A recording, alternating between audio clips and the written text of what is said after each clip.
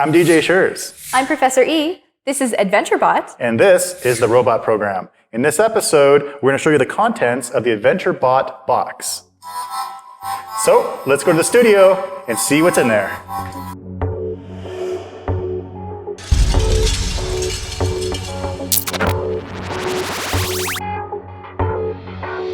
Let's see what's in the box. Okay, the first thing we see says start here, so let's start here. It's a good place to start in the Getting Started guide.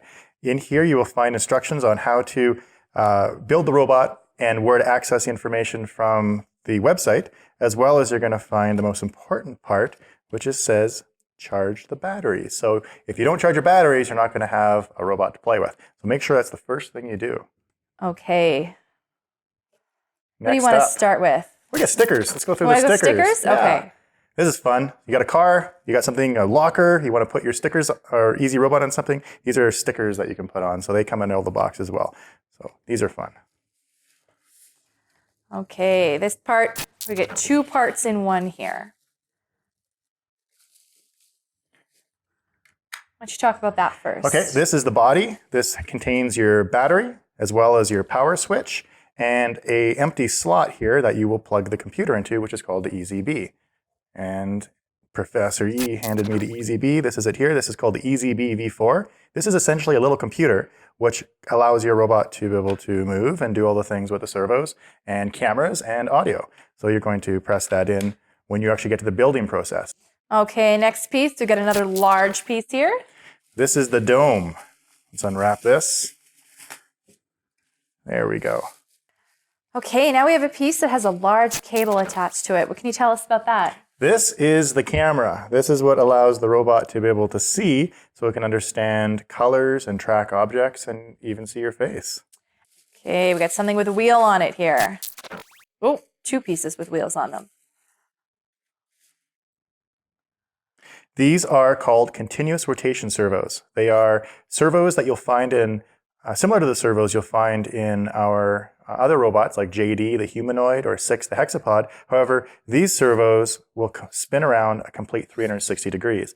They operate like motors. The difference is they have gears inside of them, and you can control the speed so the robot can drive at different speeds. Okay, and now got this white peg looking thing. A lonely single peg. You will clip this in the back of your robot and it drags along the ground so it can use the 2 wheels to move. This acts as a caster. Oh, so it's kind of like how some animals use their tail for balance, like a kangaroo. Oh, neat. I didn't know that. Oh, now we've got 6 different clips here. What Whole are these pile called? of these are easy bits. These are cubes, and it allows you to be able to connect multiple cubes or multiple easy bit connections together. Pass me another one, and you can see here I can slide this in and clip it in. And when we get to the building instructions part, we'll show you how to build the robot using these. Cool, so we've got 6 of those. Mm-hmm. All right, last thing in bubble wrap here. Wire wraps. This will clean up the wires in your robot so it looks less like a spaghetti monster and more like a real robot. And at the beginning, we talked about the importance of your batteries. Let's take a look at our battery components now. This is your battery charger. In here, you will find the actual charger itself. Open that up, slide it out, and there she is. So you're going to want to plug this into the bottom of your robot, and there's another tutorial where we cover how to do that. But really quickly, I think it's good that I show you, is under the bottom here you have your battery cable hanging out, and you're going to want to just position it like so, and just press it in with your finger. And to disconnect it, simply grab it with your 2 fingers, gently rock it out. Don't pull it by its wires, and definitely don't just pull it right out. Good, now we need something for the charger to attach to, and we've got our last box here. Here we go.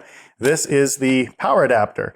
We'll plug into the wall of your wall outlet in your home, and inside of the box, see if we can get it, there you go, are all the different power adapters for countries.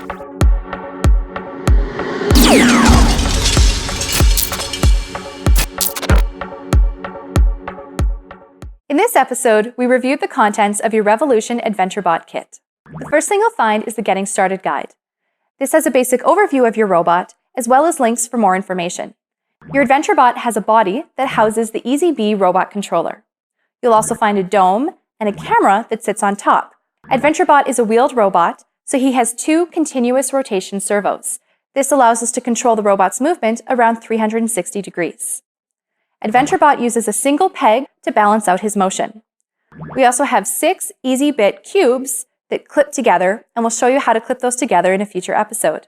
You'll need to also make sure you have the important components for charging your battery, the battery charger, as well as the transformer and other adapters depending what country you're in. Lastly, we have some wire wraps to control and keep your connections nice and tight, as well as some stickers just for fun. Thanks for watching this episode, and we'll see you next time.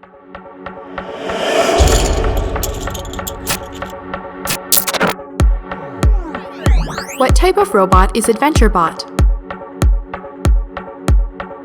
Which component type is used for wheeled movement? What is the term for easy robot components?